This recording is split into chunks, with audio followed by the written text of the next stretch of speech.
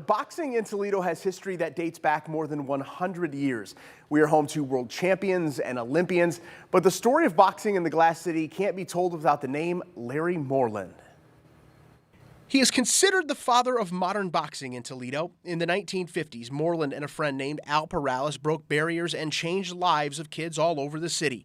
They became the first people of color to own and operate a gym here in Toledo. It was a vehicle for them to get kids off the streets, keep them out of trouble, and even some kids that got in trouble, he helped them get back on track. One of the biggest pleasures in my dad's life was when we would be out when I was a kid as a family, and somebody would come up to him and tell him, "You know, Larry, if it hadn't been for you, I'd still be in jail." And that happened a lot. Larry Moreland and Al Perales ran their boxing gym out of their own pockets and with no sponsors, something that wasn't happening in Toledo at the time, all the while facing hurdles because of the color of their skin. Dad was the first black promoter for boxing in Toledo. The very first one that ever promoted. He had his own shows. He had to, and he had some roadblocks put in his way to do that. There were people that tried to stop him from doing that, but he was able to hurdle those barriers. Larry Moreland knew he had to outwork everyone. He worked multiple jobs, and when no one would rent him a ring, Moreland put his carpentry skills to use. He built a ring in the basement of the Port Lawrence homes. When staring down the face of clear racism, he taught his fighters to fight harder.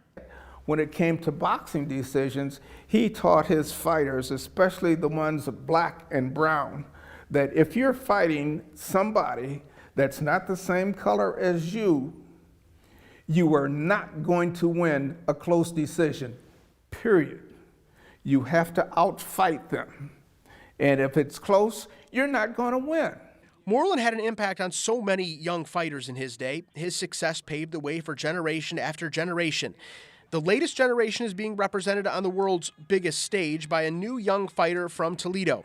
Jared Anderson has become a household name in the boxing world, and he certainly has an appreciation for history and fighters that came before him. Well, when I started out, I was so young. I was only 8 years old. I didn't know anything about boxing. I was barely knowing anything about school or anything in general. But for sure, when I actually got into it and realized the roots of boxing in Toledo, I fell in love with it. You know, the brotherhood in it and how everybody has each other's backs. As Anderson trains down in Houston to become the next world champion from the 419, back home, the African American Legacy Project over on Collingwood continues to be a shrine to black athletes who call Toledo home.